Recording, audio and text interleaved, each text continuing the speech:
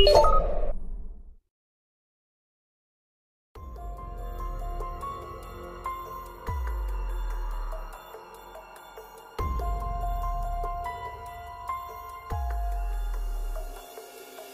mitologi Yunani kuno memiliki penjahat yang konsisten, itu pasti Kentaur. Kecuali Chiron yang bijaksana dan baik hati, makhluk setengah kuda setengah manusia ini digambarkan sebagai binatang buas, pemabuk, pengganggu bejat yang menyebabkan kekacauan dan perselisihan kemanapun mereka pergi. Referensi paling awal tentang Kentaur tidak menyebutkan apapun tentang penampilan mereka, meskipun Kentaur dianggap binatang dan dengan jelas membedakan mereka dengan manusia. Tampaknya Kentaur memiliki setidaknya beberapa atribut hewan sejak awal. Di kemudian hari, Kentaur biasanya digambarkan memiliki batang tubuh, lengan dan kepala manusia, serta tubuh dan 4 kaki kuda. Namun ada beberapa variasi. Kemungkinan besar Kentaur awalnya adalah manusia dari ujung kepala hingga ujung kaki, tetapi memiliki batang dan kaki belakang kuda yang tumbuh dari bokong atau punggung bawah. Sumber lain mengklaim bahwa ada berbagai jenis Kentaur. Beberapa diantaranya memiliki tanduk yang tumbuh dari kepala manusia. Kentaur awalnya semuanya laki-laki.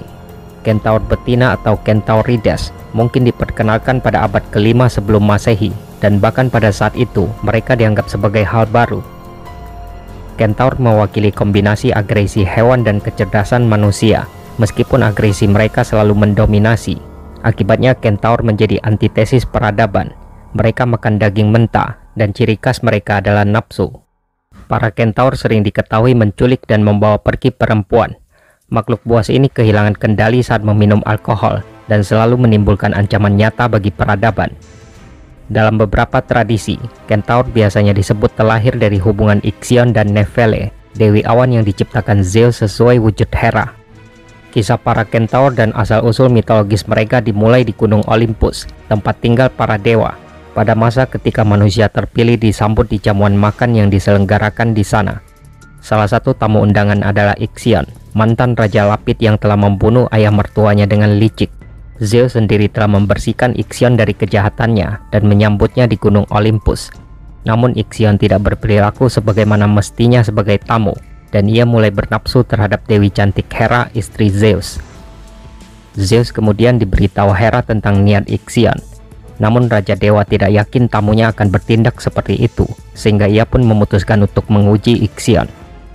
Zeus selalu menciptakan kembaran Hera dari awan dan diberi nama Nephele. Ixion yang lancang akhirnya tidur dengan Nephele, dan kecerobohannya juga membuatnya membual karena telah tidur dengan seorang dewi. Ixion percaya bahwa Nephele adalah Hera. Atas tindakan tersebut, Zeus akan menetapkan hukuman abadi bagi Ixion di Tartarus. Setelah tidur dengan Ixion, Nephele tentu saja hamil. Dalam mitologi Yunani, terdapat perbedaan pendapat mengenai siapa yang dikandung Nephele.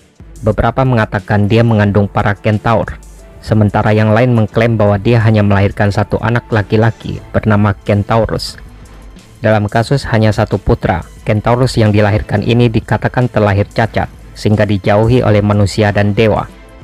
Kentaurus kemudian mengasingkan diri dan menetap di Magnesia. Di sana ia akan kawin dengan kuda betina sehingga melahirkan ras Kentaur. Versi lainnya mengatakan bahwa Kentaur sendiri kemungkinan adalah putra Apollo dan Stilbe, putri Dewi Sungai Peneus. Dalam versi yang kedua, Kentaurus memiliki saudara bernama Lapitos, leluhur suku Lapit. Dengan demikian ras Kentaur dan suku Lapit yang bermusuhan masih merupakan saudara. Orang Yunani biasanya membayangkan Kentaur tinggal di pegunungan berhutan di Yunani Utara, khususnya Tesali. Tradisi umum mengatakan bahwa mereka berasal dari Gunung Pelion di Tenggara Tesali, dekat kerajaan suku Lapit, musuh terpenting para Kentaur. Para Kentaur terkenal karena pertarungan mereka dengan suku Lapit, yang menurut salah satu mitos asal-usul merupakan sepupu mereka. Pertempuran yang disebut Kentauromakhia ini disebabkan oleh upaya para Kentaur untuk membawa pergi para perempuan suku Lapit pada hari pernikahan Pirithous, yang merupakan Raja Lapit. Pada hari itu, banyak orang diundang termasuk para Kentaur. Dalam pesta tersebut, para Kentaur meminum banyak anggur, sehingga menyebabkan sisi liar mereka muncul. Ketika mempelai wanita hadir untuk tamu undangan, salah seorang Kentaur yang bernama Eurytion melompat dan berusaha membawa pergi sang mempelai wanita. Semua kentaur yang lain langsung mengikuti aksi Eurytion dan berusaha menangkap para perempuan untuk dibawa pergi. Orang-orang Lapith tentu saja tidak membiarkan hal itu terjadi, dan mereka pun balas menyerang, sehingga pertempuran tidak dapat dihindari. Saat itu pahlawan Theseus yang hadir di sana ikut membantu bangsa Lapith. Mereka menganiaya Eurytion lalu melemparnya. Seorang prajurit bernama Caeneus yang diberkahi kekebalan tubuh oleh dewa Poseidon berhasil mengalahkan banyak kentaur, sampai akhirnya dia ditindih dengan batang pohon besar sampai terjatuh ke bawah tanah. Bangsa Lapith akhirnya berhasil mengalahkan para kentaur dan mengusir mereka ke barat laut jauh dari Tesali. Ada kemungkinan bahwa semua kentaur pada mulanya abadi. Memang benar, referensi paling awal mengenai pertempuran Kentauromachia menyebutkan bahwa para kentaur tidak dibunuh melainkan diusir dari negeri tersebut.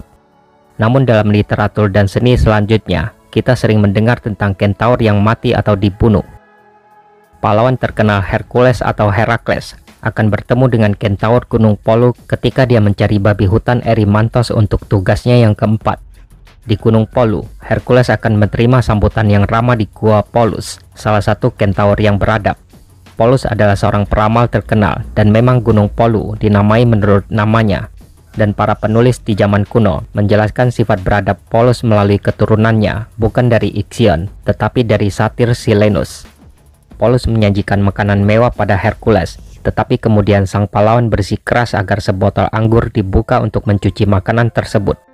Polus berhati-hati dalam melakukan hal ini, tetapi aroma anggur menarik perhatian kentaur lain di Gunung Polu.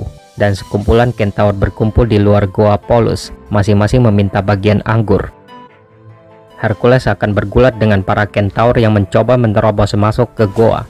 Tetapi ketika ada kemungkinan dia dikalahkan oleh jumlah yang banyak, sang pahlawan mengambil busurnya, anak panah Hercules yang sudah diolesi darah beracun Hydra, dengan cepat membunuh banyak kentaur, dan sisanya segera melarikan diri, tapi Hercules terus mengejarnya. Polus sebagai kentaur beradab akan berusaha untuk menguburkan para kentaur yang terbunuh. Tapi saat dia melakukannya, salah satu mata panah yang mematikan telah menggores tubuhnya, sehingga sama seperti banyak kentaur lainnya, Polus juga tewas seketika. Hercules yang merasa bersalah, lalu menguburkan Polus dengan layak, dengan cara yang menurutnya paling baik di kaki Gunung Polu. Salah satu kentaur Chiron yang bijaksana, yang asal-usulnya berbeda dengan kentaur lainnya, pastinya abadi, meskipun dia juga akhirnya mati. Chiron adalah kentaur beradab yang lahir dari Cronus dan Pilira. Dianggap sebagai kentaur yang paling bijaksana dan paling terampil dari semua kentaur. Pengetahuan tentang Chiron diteruskan ke banyak pahlawan terkenal, termasuk Asclepius, Jason, dan Achilles. Meskipun abadi, Chiron akan mati karena dia terjebak dalam pengejaran Hercules dan para kentaur di Gunung Polu. Salah satu anak panah Hercules melewati kentaur yang melarikan diri dan mengenai Chiron. Tetapi karena dia abadi, darah beracun Hydra yang dioleskan di anak panah Hercules tidak dapat membunuhnya. Hanya saja, dia menderita kesakitan yang luar biasa. Chiron memiliki pengetahuan pengobatan yang luas, seperti yang ditunjukkan melalui pelatihannya terhadap Asclepius. Namun keterampilan Chiron tidak cukup untuk menyembuhkan dirinya sendiri. Oleh karena itu, Chiron akan menyerahkan keabadiannya demi menghilangkan rasa sakitnya. Dan Zeus yang mengakui kehebatan kentaur Chiron, lalu menempatkan kentaur tersebut di antara bintang-bintang sebagai konstelasi Sagittarius. Nessus adalah salah satu kentaur Tesali. Meskipun ia tidak beradab seperti Polus dan Chiron, kentaur ini terkenal karena telah menyebabkan kematian sang pahlawan terkenal Hercules. Nessus meninggalkan tanah airnya setelah perang melawan Lapith dan pergi ke sungai Aetolia. Ia menjadikan dirinya berguna dengan bertindak sebagai tukang perahu menyeberangi sungai Evenus, dengan mereka yang ingin menyeberangi sungai menaiki punggung kentaur. Ketika Hercules tiba dengan pengantin barunya Deianira, Nessus membawanya menyeberangi sungai di punggungnya. Namun wanita cantik itu telah mengobarkannya dengan nafsu, dan Nessus berusaha untuk melanggarnya.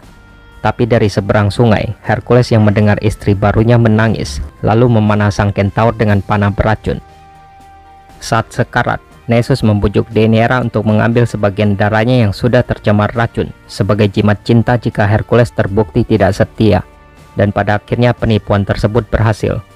Benar saja, ketika beberapa tahun berlalu dan Deianira mencurigai Hercules telah jatuh cinta dengan wanita lain, Dia mengoleskan darah beracun Nessus pada pakaian Hercules, sehingga hal ini kemudian menyebabkan kematian sang pahlawan. Kentaur sering digambarkan dengan atribut yang menonjolkan kebiadaban mereka, seperti rambut panjang lebat, janggut tidak terawat, telinga kuda panjang, dan hidung pesek seperti satir. Mereka menggunakan dahan dan batang pohon sebagai senjata, dan terkadang memakai bulu sebagai pelindung. Dalam konteks tertentu, mereka membawa atribut seperti wadah minum, alat musik, dan karangan bunga. Ini berfungsi untuk lebih menghubungkan mereka dengan dewa Dionysus dan rombongannya. Saat ini, mitos tentang kentaur biasanya diasumsikan muncul ketika orang Yunani awal pertama kali bertemu dengan penunggang kuda. Pemandangan baru ini akan ditafsirkan sebagai satu makhluk yang menggabungkan ciri-ciri manusia dan kuda, sehingga menghasilkan kentaur yang menakjubkan.